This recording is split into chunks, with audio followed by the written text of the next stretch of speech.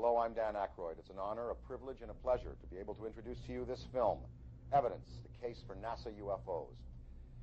As the goal of the UFO movement since Roswell in 1947 has been to expose the government's knowledge of the UFO phenomena and the existence of extraterrestrial intelligence, this may be the most compelling, shocking, and powerful case presented at the dawn of the age of the new millennium, to expose the hidden secrecy behind UFOs and the government's knowledge of them. This postulation now is not based on the anecdotes, film, video, and data previously assembled, but rather on the United States government's own NASA footage, photographed by the astronauts themselves on numerous space shuttle missions.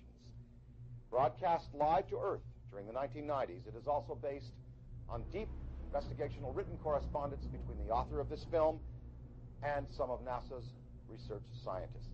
After seeing this film, you will undoubtedly conclude, as I did, that the volume and quality of the evidence is irrefutable and undeniable. Further, this evidence prepares us for perhaps the most vital revelation, which will be revealed to us in the new millennium. And that is that we are far from alone in this multiverse we inhabit, and that there is at least one species of extra-dimensional or extraterrestrial entity that is interested in our own well-being and survival in a most profound and positive and life-affirming way. Finally, it provides empirical, ancient archaeological evidence that there is someone out there, a species, a race of beings who are very interested in our progress on Earth, and perhaps in a benevolent and life-affirming way. You will see that in this film, the evidence is compelling, it's genuine, it's authentic, and it gives us hope. Thank you. Here, now, Evidence, the Case for NASA UFOs.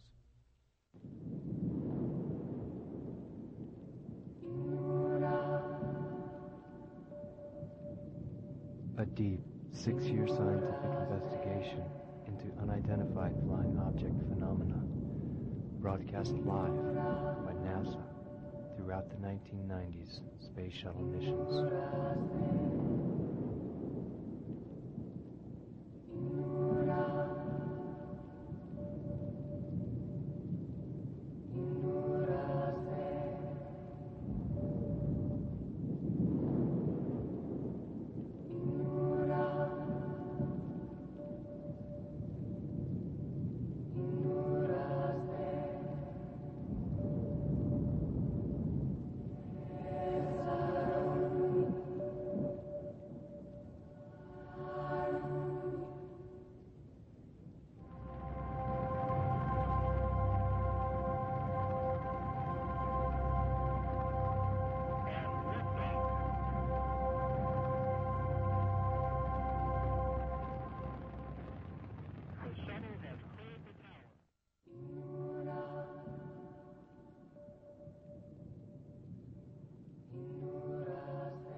According to NASA's Space Act, signed on July 29, 1958, Section 102, Paragraph C, Subparagraph A, we read, information obtained or developed by the administrator in the performance of his functions under this Act shall be available for public inspection, except information authorized or required by federal statute to be withheld and information classified to protect the national security. Would NASA consider contact with an extraterrestrial civilization a threat to national security? And if they did, would they classify it to protect the national security?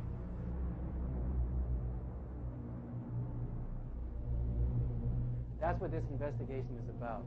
We're probing deep inside of NASA, looking for answers into what may be UFOs appearing during space shuttle missions and trying to find out an answer, because we know that they wouldn't come out and tell us. They would classify it to protect the national security.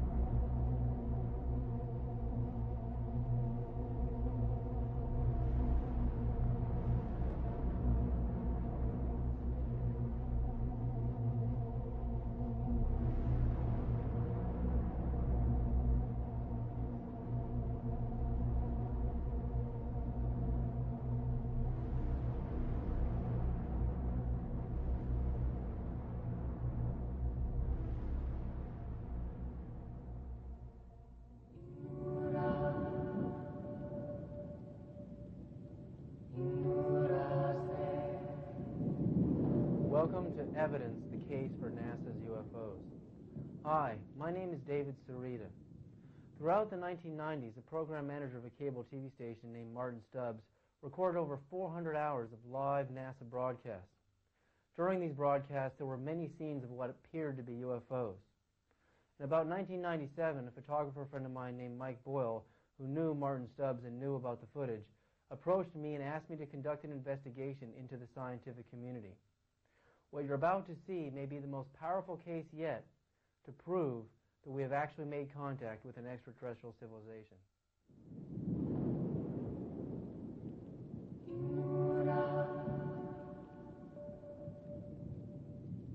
Recognize what is in your sight, and that which is hidden from you will become plain to you. For there is nothing hidden which will not become manifest. Jesus, the Gospel of Thomas. In 1989, I got into a long conversation about nuclear fusion with NASA's head of propulsion, power, and energy, Dr. Earl Van Landingham. At the end of the conversation, I decided to take a risk and ask him, has NASA ever made contact with an extraterrestrial civilization? Had they ever seen any UFOs on their space shuttle missions? He answered no, and he said, when you consider the distances between our solar system and our nearest stars, Alpha Centauri A and B, 4.3 light years from Earth. Sirius is 8.7 light years from Earth. That means that when a spacecraft is doing the speed of light, it takes 8.7 years in constant space travel, not stopping for donuts and coffee, not stopping to use the bathroom, just constant space travel to get to Earth in 8.7 years. Alpha Centauri would take 4.3 years to get here. That's an incredibly long period of time and a very deep commitment to going from one point in space to the other. And to acquire velocities that great, we need a tremendous amount of energy in the form of propulsion, and to create the velocity that a spacecraft needs to get from that point to the other.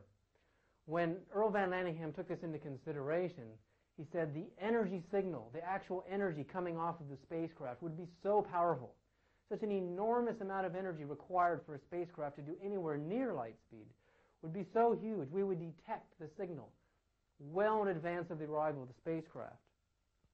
When we consider the speed of light, which is 186,282 miles per second, which comes to about 670 million miles per hour.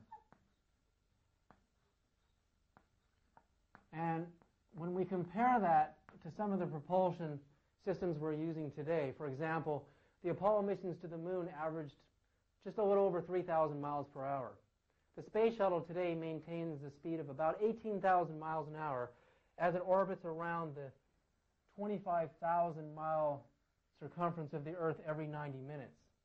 And our fastest satellites today can do maybe 35,000 miles an hour. So when you compare tops 35,000 miles an hour to 670 million miles per hour, you can see that we're nowhere near the speed of light, and that's why we're very confined in our space travel at the current time.